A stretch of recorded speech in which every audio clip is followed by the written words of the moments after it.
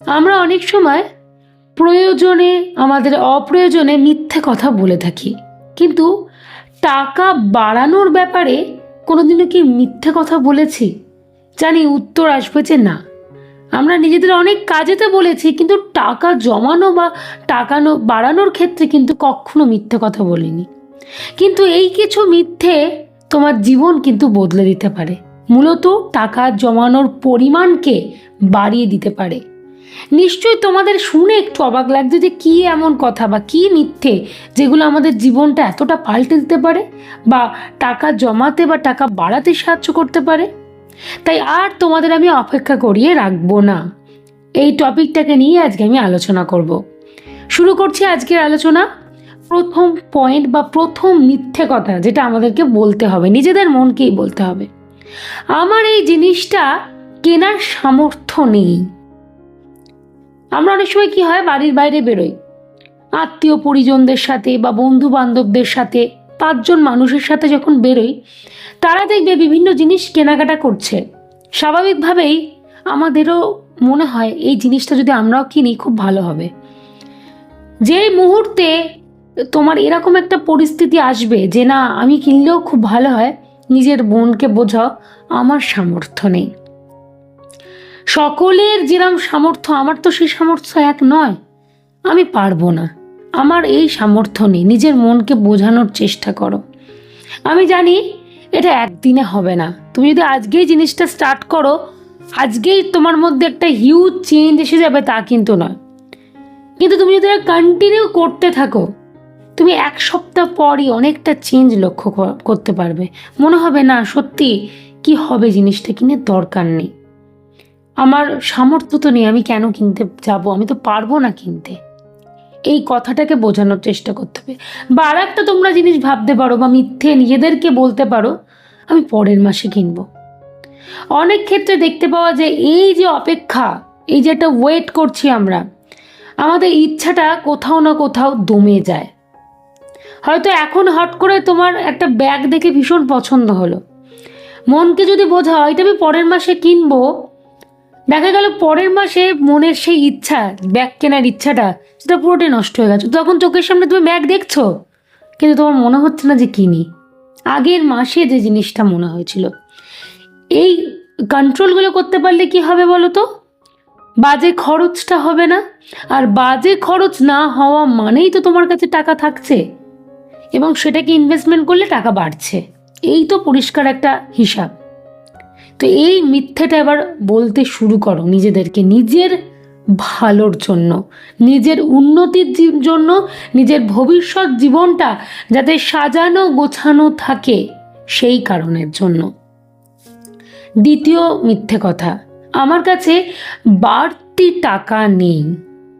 দেখবে যখন আমাদের কাছে একটা এক্সেস অ্যামাউন্ট থাকে, তখনই কিন্তু ঝোঁকটা আসে উল্টোপাল্টা জিনিস কেনার প্রতি।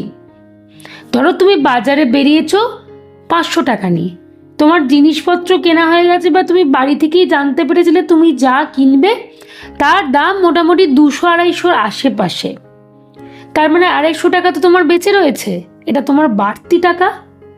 যেই বেঁচে থাকে টাকাটা, সেইটা আমাদের আর বাড়িতে ফেরত আনতে ইচ্ছা করে না। এটা একটা হিউম্যান সাইকোলজি বলতে পারো। তখন মনে হয় কতক্ষণে বাকি টাকাটা আমরা শেষ করতে পারবো, তারপরে বরঞ্চ বাড়ি আসবো। এটা আমাদের কিন্তু মনে হয়। তোমরা আমাকে কমেন্ট করে জানিও তো যে তোমাদের সাথেও এই ঘটনা ঘটে কিনা। আমি জানি তোমরা বেশিরভাগ জনই বলবে হ্যাঁ, এই একই পরিস্থিতি আমাদের সাথেই হয়। যেই এক্সেস অ্যামাউন্টটা থাকে মনে হয় এইটা কিনি সেটা কিনি, কিন্তু আমরা যদি বাড়তি জিনিসটা না নিয়েই যাই, স্বাভাবিকভাবেই তখন আমাদের মনে হবে আমার কাছে তো বাড়তি টাকা নেই, আমি তাহলে কি করে কিনবো। কোনোভাবেই সেই লোভটা তোমার মধ্যে জাগ্রতই হবে না।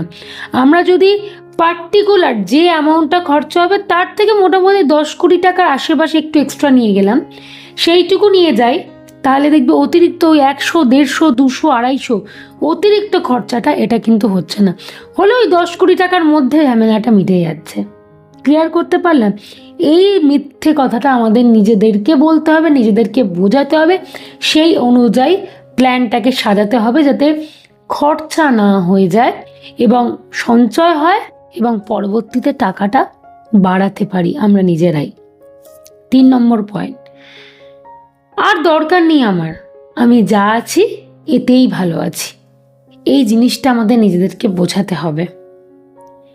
আমরা কি করি বলো তো, এখনকার দিনে বড্ড চারপাশটা দেখি, ওর ওই জিনিসটা রয়েছে, ইস আমার কাছে নেই, এটা ভেবে একটু খারাপ লাগা আমাদের মধ্যে তৈরি হয়। কিন্তু সব সময় যখনই এই কথাটা মনে হবে তখন ভাববে আমি তো দিব্যি আছি, আমার থেকেও কত মানুষ কত অসহায় পরিস্থিতির মধ্যে দিয়ে রয়েছে, তাদের হয়তো একটু অন্ন জোগাড় করতে গেলে রীতিমতো ভাবতে হয়, সারা দিনটা হয়তো প্রচুর কষ্ট করতে হয়, তারপরে হয়তো সে এক মুঠো অন্ন জোগাড় করতে পারে। এই কথাটা ভাবতে হবে, নিজেদেরকে বোঝাতে হবে আমার যা আছে ঠিক আছে, আমার দরকার নেই তো, আমি যা আছি দিব্যি আছি, ভালো আছি। B positive. একবার যদি এইভাবে ভাবতে শুরু করো না, বললাম তো সময় সাপেক্ষ, আমি বলছি না এটা ম্যাজিকের মতো কালকেই তোমার মধ্যে এই হিউজ একটা পরিবর্তন চলে আসবে, এটা সম্ভব নয়, কখনোই না। কিন্তু তুমি যদি এইগুলোকে চালনা করতে শুরু করো, নিজেকে বোঝাতে শুরু করো এই কথাগুলোকে পার্টিকুলারলি, অনেকের কাছে মনে হবে যে না এই কথাগুলো আমি কি করে বলবো, নিজেকে বোঝাবো কি করে, কিন্তু আমাদের শুরু করতে হবে। জানি এইগুলো ওয়ান টাইপের একটা মিথ্যে কথার মতোই হয়ে যাচ্ছে না, যে আমার দরকার নিয়ে আমরা ভালো আছি। এখনকার দিনে মানুষের একটা আরও চাই মনোভাব, তো সেই দিক থেকে দেখতে গেলে এটা তো একটা মিথ্যে কথাই হয়ে যাচ্ছে যে আমার দরকার নিয়ে আমি বেশ ভালো আছি। এই মিথ্যেই তোমাকে একদিন শান্তি এনে দেবে, মনে রাখবে। এই মিথ্যেই একটা সময়ের পর তোমার টাকার পরিমাণকে বাড়াতে সাহায্য করবে।